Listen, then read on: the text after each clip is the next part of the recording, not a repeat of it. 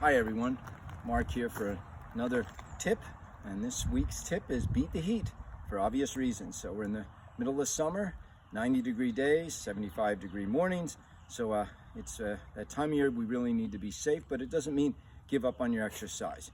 So first tip is start with your thought process the day before. Make sure you're plenty hydrated the day before. A lot of times folks go into their walk or their run dehydrated, so they think the walk or the run causes the dehydration, but they're actually going depleted. So start it the night before. Get to bed extra early, because what you want to do the next morning is get up early, because by far the best time of day to exercise, the safest time is early morning. And it's also when you're at your freshest, even though I think the worst part of exercising early in the morning is the alarm going off. After that, I find that I feel really invigorated and refreshed once I get out the door. And it's by far the least amount of humidity and the coolest. Dress properly, wear cool clothing, like what I have on today. Wicking fabrics make a big difference. Less truly is better when it comes to exercising in the humidity. Choose places, if you do go out a little later, that are shadier. Very, very important.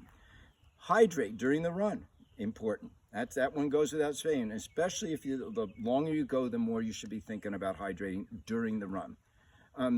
Slow down the pace. This is my biggest tip of all, perception of effort. Your effort should feel the same on a hot, humid morning when you've gotten up early and maybe you didn't get enough sleep the night before on a hilly course. Your perception of effort should be the same as a cool, flat day. So slow down. A lot of folks slow down up to a minute per mile slower than their normal pace, 2 to 3 minutes per mile for their walking pace. At the end of the run or walk, make sure you get something in your system within 20 minutes. What's something? Chocolate milk, some kind of electrolyte, a sports drink, a Clif Bar, but get something within 20 minutes. It helps with recovery. And by far the biggest thing of all, I think, is just spin this into a positive attitude. I always tell my athletes, don't state the obvious. It's hot out. Is it only hot for you? When somebody says, how you doing? I'm doing great. I'm making my way through this hot summer and I'm enjoying it. I figured out a way to beat it. All right, that's my tip of the week.